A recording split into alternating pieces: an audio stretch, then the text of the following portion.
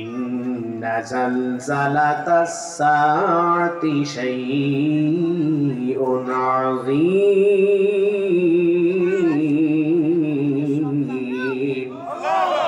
আল্লাহ রাব্বুল আলামিন বলেন, হে দুনিয়ার লোক, মানব মণ্ডলী শোনো, তোমরা আল্লাহ তাআলার গজবকে ভয় করো, আল্লাহ তাআলার আযাবকে ভয় করো। কারণ হলো এমন একটা দিন আসবে, নিশ্চয় আল্লাহ এই দুনিয়াটাকে এমন ভাবে কম্পিত করবে যে দুনিয়া নস্যাৎ হয়ে যাবে। আল্লাহ রাব্বুল আলামিন এই নস্যাৎ হয়ে যাওয়ার পরের অবস্থাটা কি হবে আমরা সবাই তো সেই সময় দেখতে পাবো। এই অবস্থাটা কি হয়েছে, হায় আল্লাহ, এর অবস্থা এমন হলো কেন? আল্লাহ রাব্বুল আলামিন বলেন, ফাকালাল ইনসানু মালাহা। সর্বপ্রথম এই দুনিয়াটাকে একটু ধ্বংস করবেন। ধ্বংস করার সাথে সাথে ভিতর থেকে যত মৃতদেহ, যত কিছু আমরা গোপন করছি, সবগুলো ভিতর থেকে আল্লাহ রাব্বুল আলামিন বের করে দিবেন। জমি বলে, আমি যা কিছু গোপন করছিলাম আমি রাখছি, কিন্তু সেদিন আর কিছুই আমি ভিতরে রাখতে পারবো না। অতএব তুমি যা গোপন করতে চাইছো কিছুই আর ভিতরে গোপন থাকবে না, সব বের হয়ে আসে।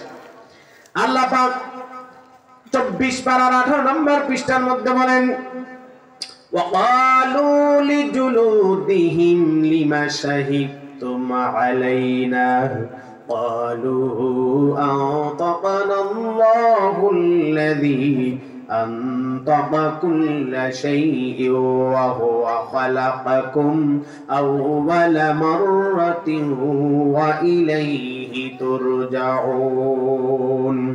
وما كنتم تستطيعون أن يشهد عليكم سمعكم ولا أبصاركم ولا جلودكم ولكن ظننتم أن الله لا يعلم كثيرا مما تعملون।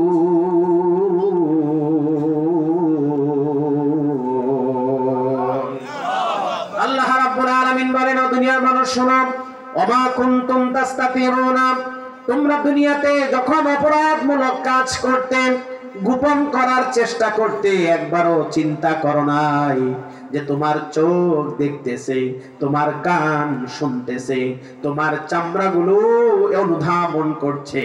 তুমি তো একবারের জন্য চিন্তা ভাবনা করো নাই যে এই চামড়া, চোখ, কান আমার বিরুদ্ধে সাক্ষী দিবে। আমরা কি এই কথা কেউ চিন্তা করি? কিন্তু আল্লাহ পাক কোরআন কারীমে এই জন্য আগেই বলছেন,